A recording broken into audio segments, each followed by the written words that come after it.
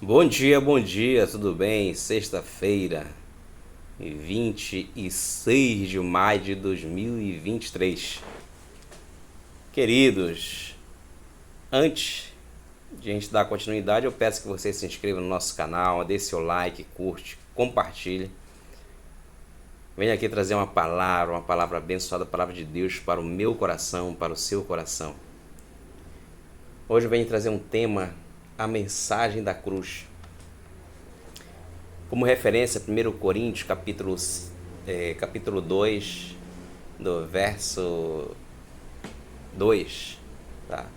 Só que a gente vai pegar esse primeiro tópico, que é a mensagem da cruz. Eu quero trazer do capítulo 2, do verso 1 ao 5. Tá? A mensagem da cruz. O versículo 2, ele fala assim, tá? Porque nada me propus saber entre vós, senão a Jesus Cristo e este crucificado. Meus nobres, embora devido eu posso dizer a sua formação de preparo, ou a minha formação de preparo, ou a formação de preparo do apóstolo Paulo, ele pudesse debater filosofia, ou nós pudéssemos debater filosofia, ou qualquer um, de uma forma tão natural. Mas o que é que Paulo decide? Paulo era uma pessoa muito instruída, com um grande conhecimento natural, né? Ele decide o quê? Pregar a mensagem de cruz, a mensagem de Cristo, a mensagem da cruz de Cristo. Paulo, ele decide, ele se entrega, e essa entrega dele faz com que ele leve esta mensagem, a mensagem da cruz. Paulo era sabedor de que, eu posso dizer, que a cruz era a mais poderosa das mensagens, pois ele mostra em meias palavras que somos pecadores e que precisamos do perdão de Deus.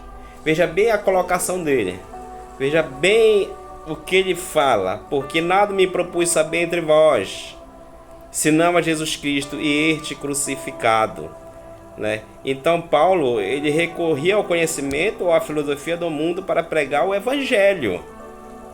Ou seja, a filosofia ela cai, o evangelho ele sobe, ele permanece, ele é eterno. A palavra de Deus é eterna. Então veja bem que a cruz ela é a mais poderosa das mensagens, pois ela mostra sem meias palavras que somos pecadores, que precisamos do perdão de Deus. A cruz ela declara os nossos esforços. Nada vale para a salvação. Sem a cruz de Cristo não havia igreja, não haveria servo do Senhor, não haveria pastores, não haveria presbíteros, não haveria diácono, não haveria apóstolo, bispo. Mas veja bem que somos povos formados pelo sangue vertido na cruz, o sangue de Jesus Cristo. A cruz ela não apenas vem declarar a falência humana, mas também o poder de Deus. Não é a decadência de Deus, é assim a falência humana. E o eterno de Deus, tá? Mas também o poder de Deus ele é permanente. Certamente a palavra da cruz ela é loucura para os que se perdem, mas para nós que somos salvos do poder de Deus, né? Ela não se perde, ela perdura. 1 Coríntios capítulo 1, 18. Tá? A palavra da cruz ela é loucura, tá? Para os que se perdem, mas para nós que somos salvos é poder puro, poder pleno de Deus. Para o mundo, que vive em trevas, a cruz não faz sentido nenhum. A cruz ela não faz sentido nenhum, mas para nós que somos cristãos, nós cremos. Tá? Nós estamos ligados a Cristo Jesus, estamos em comunhão com nossos irmãos, estamos em união. Mas foi pelo meio dela que o Salvador ofereceu perdão aos pecadores. Paulo ele deixa claro que essa era a sua preocupação de pregar o Cristo crucificado, o Cristo que foi morto para resgatar uma humanidade, mas que esse Cristo ele vive e reina, que ele ressuscitou. Tá? Então Paulo ele deixa bem claro isso para nós, através da palavra de Cristo. Não devemos e não podemos mudar isso. Longe de ser um apêndice. Tá? Longe de ser um apêndice. A cruz é o ponto central. Ela é a essência da pregação cristã. O que é o apêndice? O apêndice não tem nenhuma função no nosso organismo. Apêndice, por isso que eu disse, nada de ser um apêndice. Deus tem uma função na nossa vida. Ele é a função da nossa vida. Ele é o nosso viver. Ele é o querer em nossa vida. E nós somos carentes de Deus. Em 1 Coríntios, do capítulo 2, do verso 3, a gente vê que foi em fraqueza que o temor e o grande tremor que eu estive entre vós. Quando se fala nesse tremor e temor, são os fundamentos da mensagem de Paulo, que lhe continham alguns ingredientes indispensáveis para todo e qualquer pregador da palavra de Deus. A princípio, a mensagem que deveria apresentar simplicidade, depois de ser cristocêntrico, ou seja, o que é cristocêntrico? É o foco na cruz. E por último, anunciada no temor de Deus e dependência do Espírito Santo de Deus. Nossa impressão é que o Evangelho ele é simples, tá? É incapaz de alcançar o coração de pessoas que antes precisamos impressionar com as nossas inteligências e capacidade. Veja bem, e quando Paulo todavia deixa claro que não foi a Corinto simplesmente para impressionar seus ouvintes ou para criar um fã-clube. Muitos estão indo levar o Evangelho de Cristo de uma forma natural, não espiritual, mas para levar fama, para buscar fama. Muitos que não estão alicerçados firmemente na rocha começam a não adorar a Deus, mas adorar o homem. E Paulo, não, quando ele foi em Corinto, não foi para formar fã-clube. Uma boa pregação não é gritar, não é pular, espernear. Você vê que tira o foco da mensagem da palavra de Deus quando um pregador ele sai do altar e sai pulando em um êxtase que não é espiritual, um êxtase carnal. Infelizmente tem uns que já sobem coluna no meio da coluna da igreja e ficam fazendo gesto de passarinho como se fosse o pica-pau. Que meninice é essa?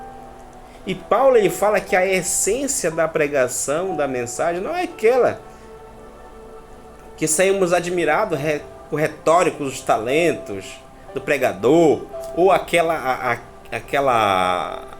gesto de chamar atenção, mas é aquela que o nosso coração é convencido de que precisamos de Jesus, que precisamos mudar. Outro fundamento das mensagens paulinas era o temor. No verso 3, olha o que ele fala no verso 3. Eu estive convosco em fraqueza e em temor e em grande tremor. É a palavra, gente. É a palavra. Tá? Então, o temor do Senhor é o princípio da sabedoria. Provérbios capítulo 9, verso 10 fala. Paulo também ensinava a total dependência do Espírito Santo de Deus. Essa dependência, ela não era motivo de relaxamento para os estudos, para você meditar na palavra, para você jejuar, para você orar, tá? Paulo, ele era um exímio estudioso da palavra de Deus. Em Atos capítulo 22, do verso 3, ele deixa para a gente, tá, sobre o aprendizado da palavra de Deus, o viver da palavra de Deus, o querer se alimentar da palavra de Deus. Então, se a gente você for acompanhar, for buscar o livro de Atos, do capítulo 9, do verso, capítulo 22, do verso 3, ele nos dá essa recomendação que nós devemos nos esforçarmos todo dia para nos alimentarmos e termos essa palavra, tá? A mensagem de Cristo, ela fluindo em nossos corações. Não é difícil, não. Mas quando eu pego a palavra para ler, quando eu começo a estudar, começa a me dar sono. Ora antes. Dorme antes. Dê um sono antes para não dar sono no momento que você estiver estudando. Porque a gente se ocupa muitas vezes vendo uma televisão, coisas que não edificam, coisas bobas. Coisas que não vêm nos mudar, não vêm acrescentar em nada. E quando é para ler, meditar, estudar, é uma sonolência, parece que toma um sonífero. Tem que se impor perante essa situação. Não deixar que a situação venha colocar obstáculos para estudar, para aprender. E olha que fala, afirmando aqui o verso 3 do capítulo 22 de Atos. E quando a mim, sou judeu, nascido em Tarso, da Cilícia, e nesta cidade criado aos pés de Gamaliel. Automaticamente, isso deu credibilidade de Paulo, que ele veio de uma escola filosófica muito boa. Tá? Então ele veio como ele fala, ele relata que ele veio aos pés de Gamaliel, instruído conforme a verdade da lei de nosso país, zeloso de Deus, como todos vós hoje sois. Ou seja, tudo isso significa que Paulo, ele era um erudito na lei mosaica. Vem nos dizer que Paulo era um grande estudioso. Paulo, ele se prendia a estudar para levar essa mensagem de conversão. E tudo para a honra e glória do nome do Senhor Jesus Cristo.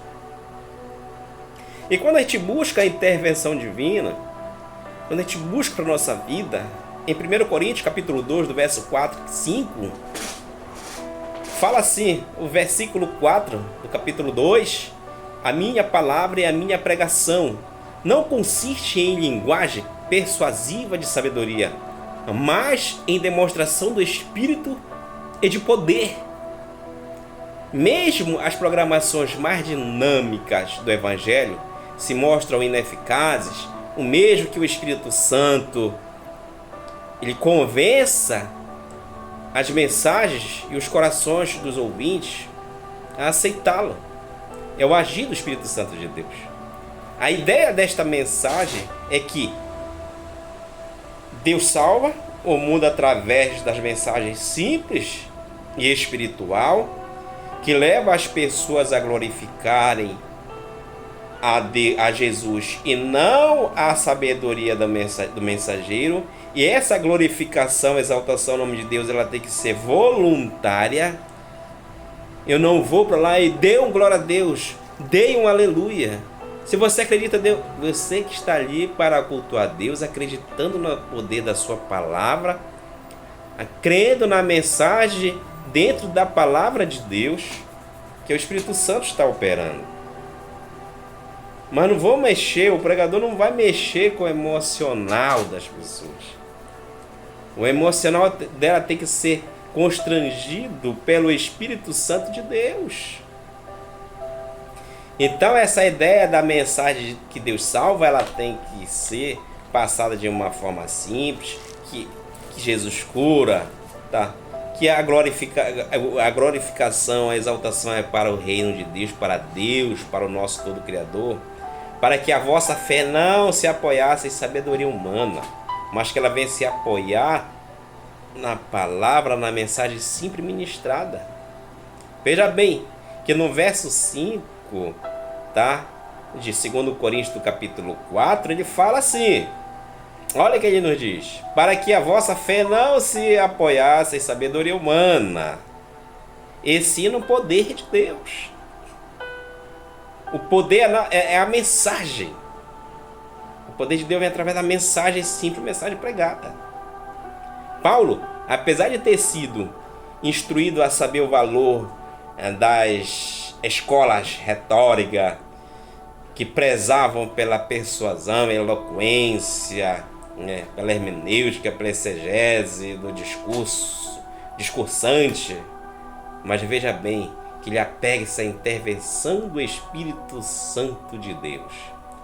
Há uma linda progressão onde a mensagem se baseia na cruz, anunciada com simplicidade, anunciada com a ação do Espírito Santo de Deus. E ela começa a fluir, ela começa a tocar, e voluntariamente você dá o glória a Deus, dá aleluia, você começa a sentir a presença de Deus. Mas para isso, tem que se desligar do céu e da terra e se ligar com o céu. A palavra de Deus diz: tudo que ligares na terra será ligado no céu. Ou seja, a mensagem ela está sendo ministrada, está sendo conduzida do altar para a igreja, e a igreja estiver ligada de fato na mensagem, vai estar ligada no céu. Em 1 Coríntios, capítulo 2, do verso 7, a verdadeira sabedoria. Ou seja, no 1 Coríntios, capítulo 2, vai até 8, a mensagem ela é reveladora. Não havia parte do apóstolo nenhuma presunção ou autoconfiança. Ele sabe que apenas o Espírito Santo pode convencer o homem do pecado, tá? Não é pela força, não é amarrando, não é forçando, mas sim, ele sabe que apenas pelo Espírito Santo pode convencer o homem do pecado, a justiça e do juízo. João capítulo 16, 8. Certa vez, como disse um pregador, é mais fácil ensinar um leão, tá, a ser vegetariano do que converter uma alma pelo esforço ou sabedoria humana. Tem que convencer mostrando a palavra de Deus, e o Espírito Santo de Deus vai trabalhar. Semeie e não force. Não grite. Leve com amor uma mensagem simples, tocante, que o Espírito Santo vai tocar. A ação é do Espírito Santo de Deus. Então a verdadeira sabedoria, no verso 7, capítulo 2, 1 Coríntios, ele fala: mas falamos a sabedoria de Deus em mistério. Jesus Cristo crucificado é a sabedoria de Deus. A verdadeira sabedoria não é a filosofia, mas o Evangelho. A sabedoria de Deus, ela não está na filosofia humana, mas no Evangelho. A sabedoria de Deus, ela é Jesus Cristo, este crucificado. Jesus Cristo e este crucificado. 2 do verso 2. Paulo, ele não está desprezando o valor do estudo secular. Paulo, ele está ensinando que o objetivo da mensagem da cruz é alcançando sem necessidade de artifícios ou malabarismo humano, como muito a gente está vendo esse malabarismo, esse estardalhaço todo, sem grito, sem exagero. Eu creio, e como eu tenho explicado, eu tenho falado, Deus, Ele é amor. Deus, Ele não grita. Deus, com certeza, naquela época não tinha microfone. Mas Deus, quando Ele pega num barco, a posição do vento, multidão ali assistindo aquele sermão, ele dando um sermão, ele pegava a posição para que a voz dele fosse alcançada até na última pessoa. Muitos gritam que não conseguem nem falar, sai tão rouco, dá calo na garganta. Então vamos ter cuidado, ser mais zeloso com a palavra de Deus, sem esse tardalhaço todo. Muitas das vezes, em vez de você atrair, você espanta. Porque tanta gritaria, você espanta. Então nós temos que ser mais cautelosos. A palavra de Deus diz que nós temos que ser delicados. Lá em Romanos, o fruto do Espírito Santo, em Efésios, o fruto do Espírito Santo, o fruto é a mansidão, a temperança. Tá? Então veja bem, são considerados maduros os cristãos que foram transformados pela palavra de Deus, tá? E proferiram se submeter de fato à palavra de Deus, à ação da mensagem genuína de Cristo. Uma pessoa madura. Não adianta dizer que eu tenho 50 anos de cristão, mas eu não obedeço, eu faço palhaçada, eu faço gargalhada, eu faço malabarismo. Eu prefiro ter, eu com meus 10 anos, que eu tenho Deus na minha vida, que eu caminho com Ele, de continuar levando uma mensagem com serenidade, com simplicidade. Minha garganta continua boa para falar, para levar esta palavra, mas sem espantar, e sim, através da mensagem simples, trazer para o reino de Deus. O ministério revelado, 1 Coríntios capítulo 2, 7, olha o que nos fala aqui. Em mistério, outrora, oculta, a qual Deus preordenou desde a eternidade para a nossa glória. Para a nossa glória. Tá? Então o Evangelho ele começou na eternidade antes da história. Ele não é uma ideia tardia, um plano de última hora, mas algo planejado desde a eternidade. A morte de Cristo não foi um acidente que fugiu da capacidade de intervenção divina, mas algo que estava em seus planos. Na realidade, a mensagem de salvação, ela sempre existiu. Ela havia um plano divino, tá? De enviar a mensagem para a salvação do mundo. Entretanto, esta mensagem esteve oculta no Antigo Testamento, retratada sutilmente em algumas passagens. Já no Novo Testamento, este mistério é revelado de modo bem claro e inequívoco para os que creem, né? Aí vem a ignorância dos sábios, em 1 Coríntios capítulo 2, do verso 8, onde fala: sabedoria essa que nenhum dos poderosos deste século conheceu. Porque se a tivesse conhecido, jamais teriam crucificado o Senhor da glória. Veja bem, Paulo lhe culpa a autoridade judaicas e romanas na época pela morte de Jesus, chamando-os de poderosos deste século. Está no verso 8. Está no verso 8. Olha como ele fala. E está sendo bem claro. A qual nenhum dos príncipes deste mundo reconheceu, porque se a conhecesse, nunca teriam crucificado o Senhor da glória. Então, a ignorância deles era voluntariosa, foi voluntários, né? Que era o castigo que receberam por terem rejeitado a Cristo. Receberam um castigo. Tá? Então, mesmo sendo consideradas profundos conhecedores do Antigo Testamento, os judeus eles não admitiram a revelação e cumprimento desta mensagem no Novo Testamento. Por que as autoridades judaicas pediram a crucificação de Jesus? Por quê? porque as autoridades romanas o crucificaram? Eu respondo, porque não reconheceram como Messias. Se tivessem reconhecido de fato em Jesus, quem Jesus Cristo era, jamais teriam crucificado o Senhor da Glória. Os sábios foram ignorantes de duas formas. Eu vou destacar aqui. Na região, com os judeus rejeitando Jesus como Messias, em Mateus 16, Jesus indaga a seus discípulos. Quando ele faz aquela indagação, quem diz o povo ser o Filho do Homem?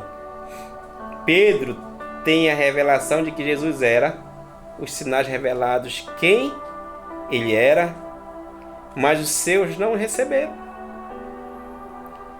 E na política, com os romanos, os sábios romanos, eles sabiam que estavam errados. Por exemplo, Pilatos, ao lavar as mãos, o centurião e os que ele aguardavam a cruz, Mateus 27, 54, eles tinham a intuição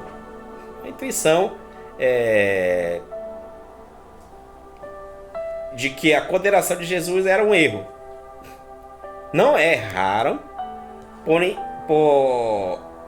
eu posso dizer que eles não erraram por inocência, mas eles agiram conscientemente, desconsiderando os fatos e condenando o inocente. Essa foi uma situação. Essa foi uma situação que poderia ser evitada. Então a mensagem espiritual, quando a gente pega no capítulo 1 Coríntios, capítulo 9, do versículo 9 e 16, no capítulo 2, 9 e ao 16, a gente vai ver o que? No verso 9, ele fala assim: mas como está escrito, nem os olhos viram, nem ouvidos ouvirão. Vamos lá. Mas como está escrito, nem olhos viram, nem ouvidos ouviram, nem jamais penetrou em coração humano o que Deus tem preparado para aqueles que o amam. Veja bem, quantas vezes você já ouviu este texto sendo mencionado em relação ao céu? No próximo versículo ele explica: mas Deus nos revelou pelo Espírito. Paulo ele afirma categoricamente que a mensagem genuína da cruz, ela contém mistérios que somente serão revelados pelo Espírito Santo aos seus. Sozinho nenhum ser humano é capaz de discernir Deus. Ele precisa de uma revelação externa. A busca de quem é Deus aponta a direção certa para ele. Porém, se chegarmos ao destino correto, que é ele próprio, se recebermos revelação do Espírito Santo, por isso no verso 11, Paulo, ele diz: as coisas de Deus ninguém as conhece, senão o Espírito de Deus. Só conhecemos as coisas de Deus se o Espírito nos revelar. Então nós somos dependentes de Cristo, dependemos da condução do Espírito Santo de Deus em nossas vidas. O Espírito Santo ele ensina. O Espírito Santo ele ensina. Capítulo 2, do verso 11 e 13, eu vou destacar o 13, olha o que ele diz: disto também falamos, não em palavras ensinadas pela sabedoria humana, mas ensinados pelo Espírito, conferindo coisas espirituais com espirituais. Olha, conferindo coisas espirituais com espirituais. O apóstolo Paulo ele vem realçar o valor do Espírito Santo no ensino da igreja, para que essas possam assimilar a profundidade da mensagem da cruz. A função primordial do Espírito Santo é ajudar a igreja. Como o pastor vai ajudar a igreja? Reconhecer que entender a natureza espiritual da mensagem a ela dirigida. Mas como pode ser dirigida a mim? Com o auxílio do Espírito Santo. O homem não consegue entender o verdadeiro propósito divino em suas variedades de circunstâncias. Além disso, quando descartamos, eu posso dizer, quando descartamos esse auxílio, caímos no princípio de ações vazias, interpretações equivocadas em revelação à palavra. Este é o grande motivo do crescimento de heresias em nossos tempos. Atos capítulo 2, quando Paulo e Silas estavam na prisão, muitos dizem que ele começou a orar meia-noite. Não, a palavra de Deus não menciona que ele começou a orar meia-noite. Eles estavam orando, aproximando meia-noite, que Deus mandou aquele fenômeno natural, não sei a dimensão da ventania, do temporal, que a Bíblia não menciona, ele não menciona isso, mas para você ver, tem uns que dizem que ele começou a orar meia-noite. Não começou a orar meia-noite, ele estava orando, próximo de meia-noite, Deus entrou com providência. Então as pessoas têm deixado de lado o ensino do Espírito, criando fábulas, heresias fundamentadas na sabedoria humana, tá? A qual se opõe à sabedoria divina, que exerce todo entendimento. Devemos nos ater à palavra de Deus, sempre sobre a orientação do Espírito Santo de Deus. Veja bem, o homem não entende quando no verso 14 de Coríntios ele fala: ora, o homem natural não aceita as coisas do Espírito de Deus, porque lhe são loucuras, e não pode entendê-las, porque elas se discernem espiritualmente. Se você não tem o Espírito de Deus, você não vai entender. Não adianta você forçar. Você vai estar na descrença, você vai estar questionando vagamente. O homem natural é todo aquele que ainda não foi redimido para este evangelho. O evangelho parece loucura. O homem espiritual, ele é o cristão que é um dos discípulos de Cristo. Eu posso dizer assim que ele é amadurecido. Tá? Quando ele é amadurecido, ele tem Cristo, o Espírito Santo age, o Espírito Santo trabalha na sua vida. Tá? Então a gente tem que entender essa parte, nós temos que compreender o Espírito Santo de Deus em nossas vidas. Veja bem, o amadurecimento cristão com o Espírito Santo de Deus totalmente em nossas vidas, a gente passa a ter a essência do Espírito Santo, e a sabedoria é o que faz discernir as coisas de Deus, tá?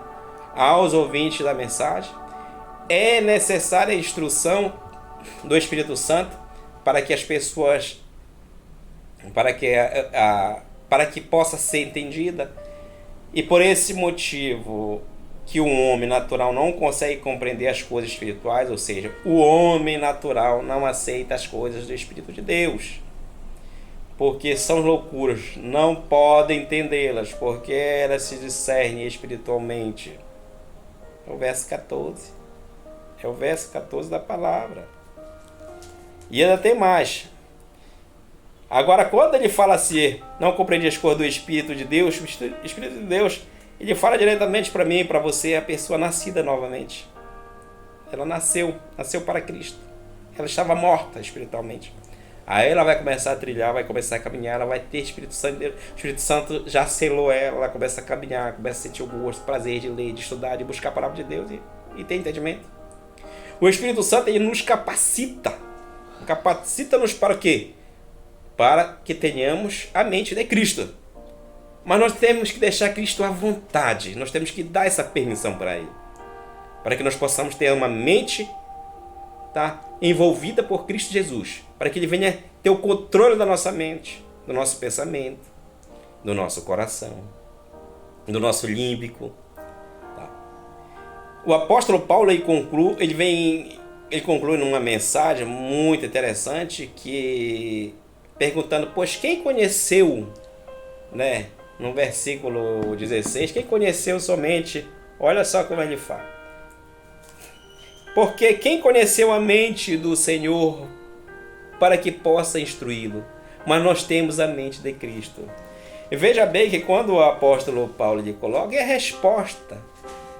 Uma resposta é ninguém, né? Olha só que ele fala. Porque quem conheceu a mente do Senhor para que possa instruí-lo? Ninguém. Mas nós temos a mente de Cristo. Aquele que tem a mente de Cristo vê as coisas de Deus e vê. Ele vem e vê as coisas de Deus. Então a mensagem de Paulo que ele pregou em Coríntios é produto da mente de Deus. Tá? O evangelho foi elaborado na mente de Deus na eternidade. Tá? Na eternidade. Então é uma coisa excepcional, extrema, né? Paulo, ele diz que nós temos a mente de Cristo porque nós estamos pregando o produto da mente de Cristo. Qual é o produto da mente de Cristo? É o evangelho genuíno. O evangelho que transforma, aquela palavra que edifica a minha casa e a sua casa. A mensagem de Cristo, ela traz que os pensamentos, os conselhos, os planos, o reconhecimento de Cristo, conhecidos pelo homem mediante a ação do Espírito Santo. Portanto, quando alguém rejeita a mensagem poderosa do Evangelho, ela está rejeitando o próprio Cristo Jesus. Então, que esta palavra ela venha impactar a sua estrutura, que venha fortalecer a sua parte espiritual. Se você não encontrou a Cristo Jesus, Ele vai bater na porta do seu coração. Abra, porque a chave está do lado de dentro. E Jesus é muito educado. Abra a porta e deixe ele entrar. Ele vai sentar e vai conversar com você. Se bater na tua porta, deixe Jesus Cristo entrar no seu coração. Deixe ele habitar e fazer da sua vida a morada dele. Deixe transformar esse ser humano em um templo do Espírito Santo de Deus. Que Deus nos abençoe. Uma sexta-feira abençoada. Que Deus ele possa conduzir a sua vida, os seus caminhos. Que Ele venha a ser o centro da sua família. Que Ele venha a ser, que você venha a se tornar luz, que você venha a se tornar sal desta terra. Que você venha viver de fato a palavra de Deus. E que ela venha cortar o seu ego, o seu egoísmo. Que ela venha dissipar. Que você venha se tornar uma nova criatura. E que o Espírito Santo de Deus ele venha trabalhar no seu profundo. Venha remover, venha tirar aquilo que não se agrada de você e de mim, Papai do céu. Mas que tu possa nos fazer um vaso polido, um vaso que venha a ser reluzente. Que a nossa postura, que o nosso comportamento venha a transparecer Cristo Jesus ao mundo. Este mundo tão desgastado, um mundo tão diluído, um mundo tão perverso, mas que para a sua vida ainda tem uma solução. Você pode estar sendo rejeitado pela sua família, por alguém, mas saiba que Jesus Cristo está dizendo: vinde a mim todos os que estão cansados e sobrecarregados, que eu vos aliviarei. Dê a oportunidade para Deus entrar na sua vida, para que Ele faça morada e você nascer de novo, porque outrora você está morto, mas quando você conhece a Cristo, você se torna uma nova criatura, você nasce e passa a ser filho dele. Que Deus abençoe grandemente, fique na paz de Cristo. Dê um like, compartilhe, curta esse vídeo, mande para um amigo, uma amiga, que com certeza Deus vai falar, assim como falou comigo, falou com você, e vai falar com outras pessoas que estão carentes. Um forte abraço. Não se inscreva. Não se esqueça de dar um like. Inscreva-se no nosso canal. Ajude-nos a crescer, levando essa mensagem de graça a todos. Que Deus me deu de graça e estou transmitindo de graça. Um beijo no coração de todos. Fiquem na paz de Cristo.